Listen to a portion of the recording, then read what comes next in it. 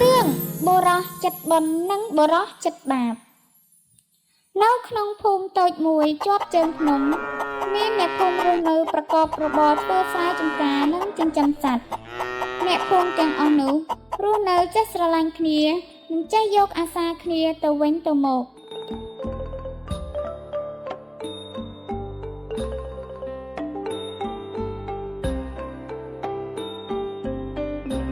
ទៅថ្ងៃនេះព្រះអាទិត្យរះស្រស់ស្អាតខ្លាំងណាស់ឆ្នាំនេះដំណាំភូមិយើងប្រកាសជាទទួលបានផលល្អបាទមែនហើយបើភូមិយើងនៅតែសាមគ្គីគ្នាបែបនេះកូនចៅយើងនឹងរស់នៅមានសេចក្តីសុខជាមិនខានប៉ុន្តែនៅក្នុងភូមិនោះមានបុរសពីរនាក់ដែលមានចិត្តខុសគ្នាយ៉ាងខ្លាំងវាសនាគាត់មិនមានទ្រព្យសម្បត្តិច្រើនទេ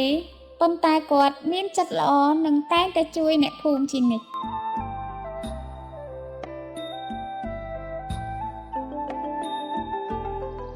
អូយអស់នេះធ្ងន់ណាស់ខ្ញុំលើកមិនរួចទេលោកអើយលោកយាយទៅអត់ខ្ញុំជួយយាយមានអាយុច្រើនហើយមិនគួរមកធ្វើការងារធ្ងន់ចឹងទេវាសនាយាយអរគុណណាស់ចៅជាមនុស្សល្អនរណាក៏និយាយអំពីចៅដែរ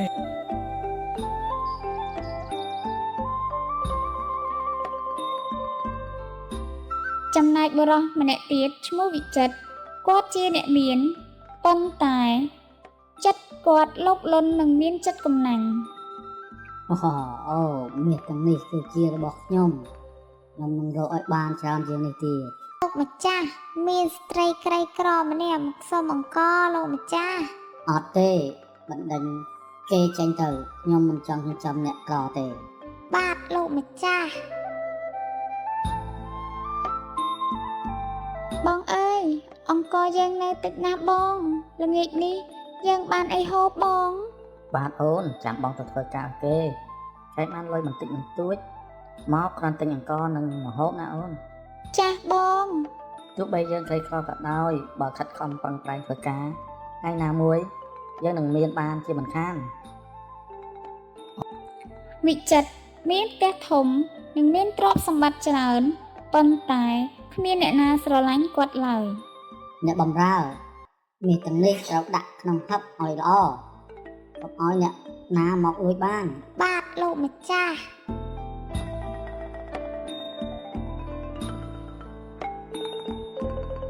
ក្នុងโลกនេះមានតែមាសប្រាក់ប៉ុណ្ណោះដែលអាចធ្វើឲ្យមនុស្សមានសុភមង្គលថ្ងៃមួយមានបុរសចាស់ក្រីក្រម្នាក់ដើរចូលមកក្នុងភូមិ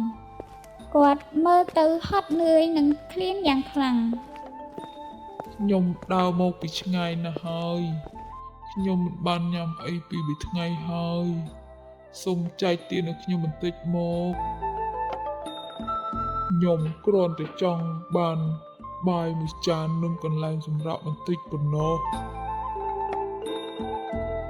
អ្នកអើយសូមមេត្តាផ្ដល់អាហារបន្តិចបន្តួចឲ្យខ្ញុំផងខ្ញុំឃ្លានណាស់ខ្ញុំឃ្លានខ្លាំងណាស់សូមជួយខ្ញុំផងតើអ្នកជានរណាហេតុអីខ្ញុំត្រូវឲ្យអាហារដល់អ្នកចេញទៅខ្ញុំមិនមែនជាអ្នកចិញ្ចឹមអ្នកសុំទានទេបុរសចាស់មានអារម្មណ៍សោកសៅយ៉ាងខ្លាំង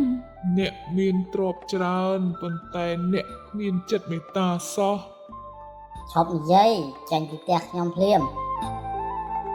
ថ្ងៃណាមួយអ្នកនឹងយល់ថាទ្រព្យមិនអាចទិញសេចក្តីសុខបានទេ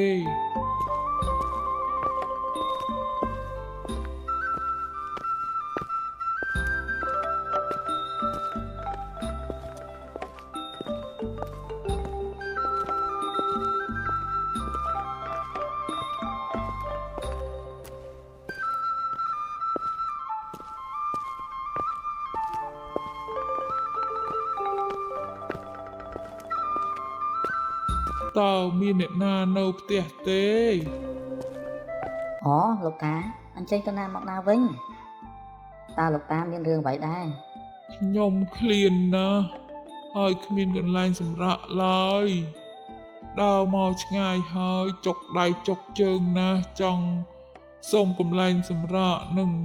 សុំបាយមួយពេលមកអ្នកអើយអ្នកមាន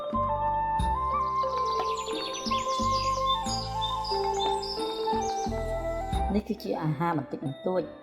ទោះខ្ញុំមិនមានច្រើនក៏ដោយខ្ញុំអាចចែករំលែកឲ្យលោកតាបាន បងយើងនៅសល់អង្ករតិចណាស់បង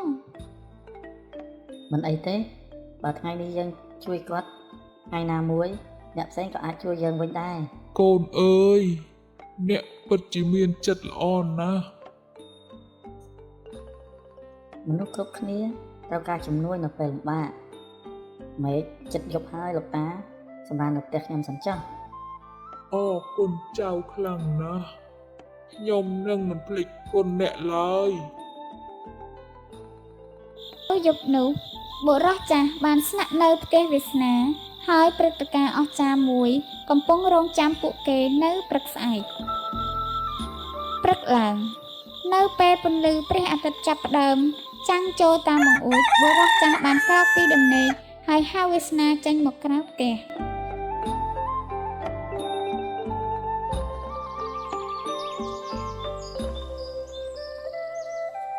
កូនវាសនាวันនេះបន្តិចខ្ញុំមានរបស់មួយចង់ប្រគល់ឲ្យកូន លោកតាតើលោកតាចង់ឲ្យអ្វីមកខ្ញុំ កូនបានជួយមនុស្សចម្លែកម្នាក់ដោយគ្មានការរំពឹងចង់បានអ្វីតបស្នងមនុស្សដូចកូនពិតជាកម្រណាស់ ខ្ញុំគ្រាន់តែធ្វើអ្វីតែគួរតែធ្វើប៉ុណ្ណោះ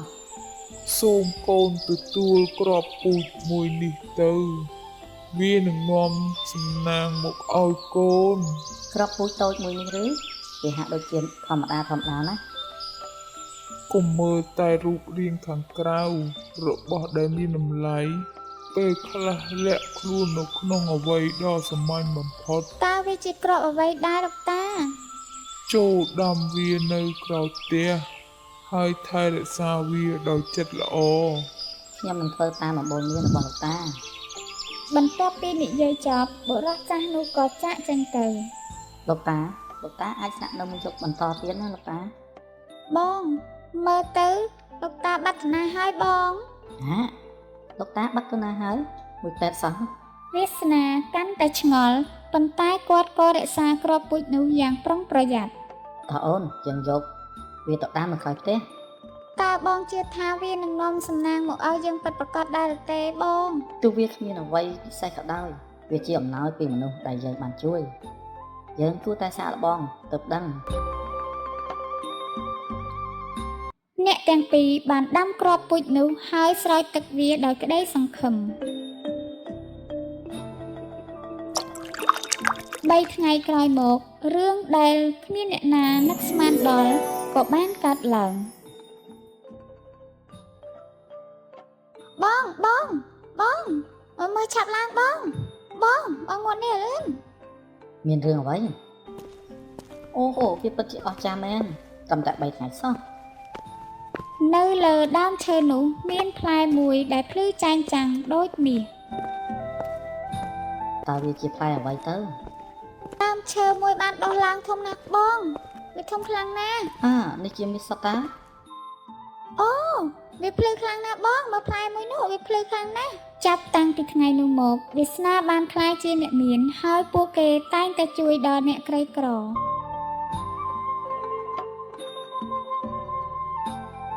យាយសូមទទួលអង្ករនេះទៅ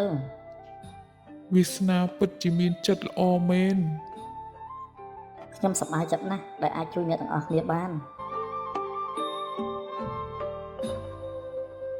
ដោយសារចិត្តសប្បុរសរបស់វាសនាអ្នកភូមិទាំងមូលចាប់ផ្ដើមផ្លាស់ប្ដូរ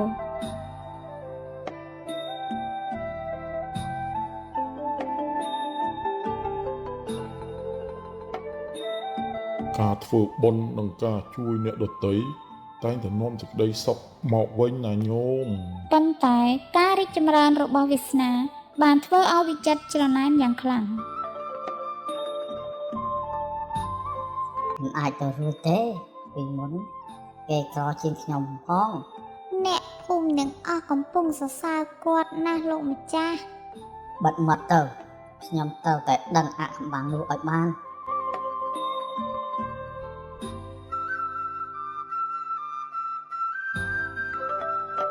អីគេ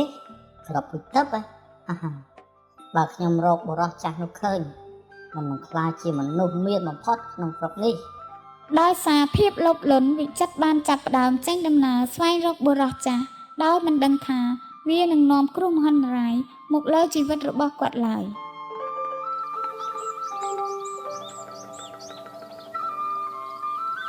វិចិត្របានដើររកបុរសចាស់អស់ជាច្រើនថ្ងៃទីបំផុតនៅក្បែរព្រៃមួយគាត់ក៏បានឃើញបុរសចាស់កំពុងអង្គុយក្រោមដើមឈើ អូយខ្ញុំឃ្លានណាស់ អូ តើមានអ្នកណាអាចជួយខ្ញុំបាន ឲ្យ ទេ ក្របពុជទឹកដល់វាសនានោះ ខ្ញុំឃ្លានណាស់ បាទខ្ញុំវិជ្ជណាស់តែអាចជួយលោកបាន ពិតមែនឬអ្នកចិត្តល្អណាស់ហេតុអ្វីអ្នកសប្បុរសចំពោះខ្ញុំដូច្នេះ ខ្ញុំតែងតែជួយអ្នកក្រីក្រក្នុងភូមិក្នុងស្រុកនេះជារៀងរហូត អូណាស់ខ្ញុំសូមអរគុណអ្នក វិចិត្របានរៀបចំម្ហូបជាច្រើនមុខប៉ុន្តែគាត់ធ្វើដូច្នេះព្រោះចង់បានរង្វាន់តែប៉ុណ្ណោះ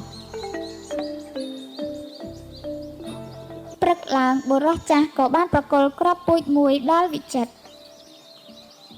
សូមយកគ្រាប់ពូជនេះទៅហើយដាំវានៅក្រោយផ្ទះ វានឹងផ្ដល់មាសដល់ខ្ញុំមែនទេលោកតា អ្វីដែលមនុស្សទទួលបានគឺអាស្រ័យលើចិត្តរបស់ខ្លួនប៉ុណ្ណោះ ខ្ញុំមិនខ្វល់ទេឲ្យតែខ្ញុំបានមាសច្រើនក៏គ្រប់គ្រាន់ហើយ យើងនឹងឃើញនៅពេលក្រោយ ហាហាហាចាប់ដោះឡើងទៅខ្ញុំនឹងក្លាយជាអ្នកមានបំផុតក្នុងស្រុកនេះ លោកម្ចាស់លោកម្ចាស់ប្រហែលជាយើងគួរតែធ្វើអំពើល្អផងដែរហើយមើលទៅលោកម្ចាស់ នៅឲ្យស្ងៀមទៅអ្វីដែលខ្ញុំចង់បានគឺមាសណា បានស្រោចទឹកគ្រាប់ពូជនោះដោយពោរពេញទៅដោយចិត្តលោភលន់3ថ្ងៃក្រោយមកដើមឈើមួយក៏បានដុះឡើងប៉ុន្តែមានពណ៌ខ្មៅគួរឲ្យខ្លាចលោកម្ចាស់ខ្ញុំមានអារម្មណ៍ថាវាដូចជាចម្លែកយ៉ាងម៉េចទេលោកម្ចាស់ មិនអីទេតែគាត់ជាមានមាសនៅក្នុងនោះអ្នកមិនយល់អ្វីទេខ្ញុំនឹងក្លាយជាអ្នកមានបំផុតហាហា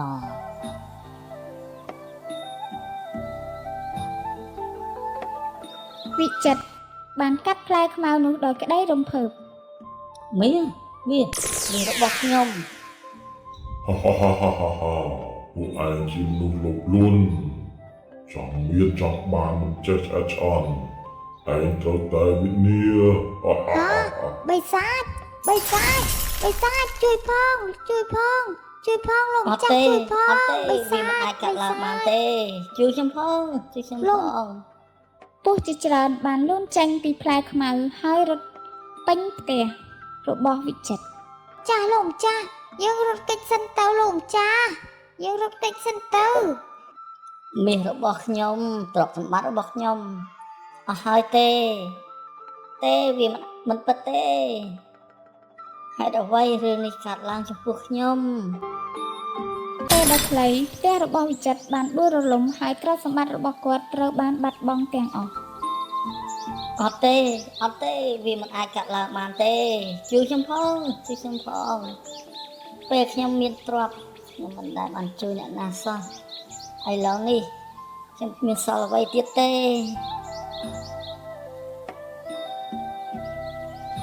ខ្ញុំខុសហើយខ្ញុំពិតជាខុសហើយខ្ញុំបានបាត់បង់អ្វីទាំងអស់ខ្ញុំសំនឹងទទួលវាព្រោះខ្ញុំជាមនុស្សអាក្រក់ បន្ទាប់ពីបាត់បង់អ្វីៗទាំងអស់វិចិត្រក៏ក្លាយជាមនុស្សក្រីក្រនិងគ្មានអ្នកណាចង់ជួយគាត់ឡើយ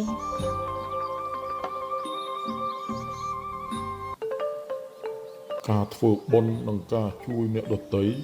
តែងតែនាំសេចក្តីសុខមកវិញណាញោម ខ្ញុំបានបាត់បង់អ្វីទាំងអស់ខ្ញុំសន្មនឹងទទួលវាព្រោះខ្ញុំជាមនុស្សអាក្រក់